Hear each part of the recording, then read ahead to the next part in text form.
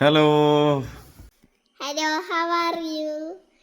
നമുക്കിന്നൊരു കഥ പറയാം. ഒരു ദിവസം മുയലും അമ്മയും ഉണ്ടായിരുന്നു.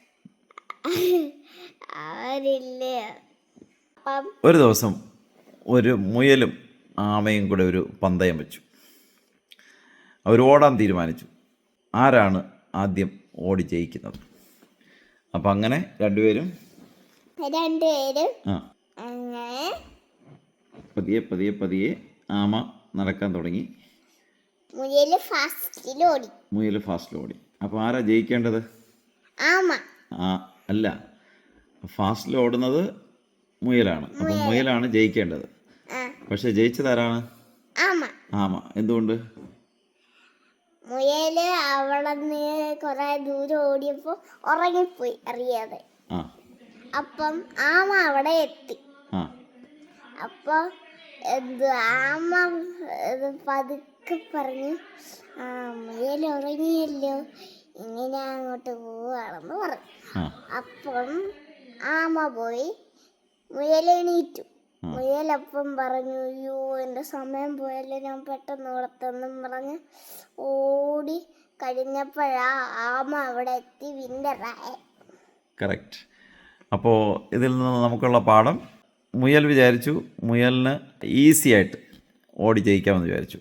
കാരണം ആമയ്ക്ക് മുയലിനോടൊപ്പം ഓടാൻ കഴിയത്തില്ല.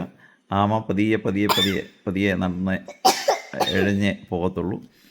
പക്ഷേ ആമ അശാന്ത പരിശ്രമം, കണ്ടിന്യൂസ് ആയിട്ട് റെസ്റ്റ് എടുക്കാതെ യാത്ര തുടർന്നുകൊണ്ടേയിരുന്നു. എന്നാൽ ഓവർ കോൺഫിഡൻ്റ് ആയ മുയൽ ഈ ഓട്ട മത്സരത്തിൽ പരാജയപ്പെട്ടു.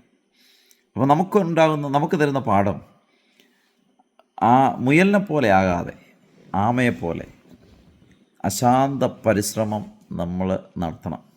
ലക്ഷ്യസ്ഥാനത്തെത്തുന്നതുവരെയും വിശ്രമിക്കാതെ നാം യാത്ര തുടരണം. മുയൽ നൽകുന്ന പാഠം, നമ്മുടെ എതിരാളിയെ നമ്മൾ ചെറുതായി കാണരുത്, അവരുടെ കഴിവിനെ നമ്മൾ കുറച്ച് കാണരുത്. എനിക്ക് ചെയ്യാൻ പറ്റുമെന്നൊരു ഓവർ കോൺഫിഡൻറ്റും നമുക്ക് പാടില്ല. അത് വലിയ പരാജയത്തിൽ കൊണ്ടെത്തിക്കും. അതുകൊണ്ട് എപ്പോഴും നാം നിരന്തരം പരിശ്രമിക്കണം.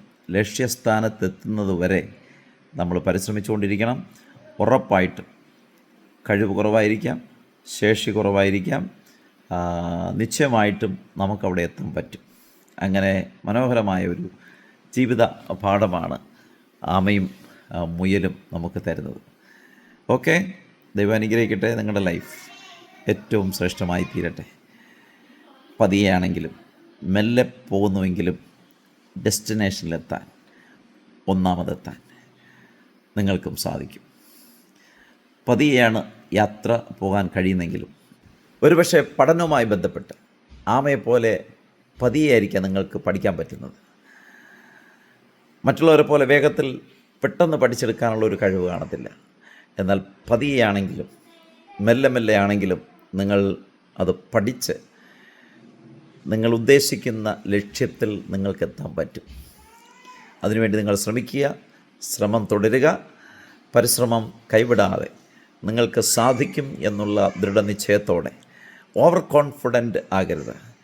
പഠിക്കുക, നിങ്ങൾക്കും ലക്ഷ്യസ്ഥാനത്ത് എത്താൻ പറ്റും.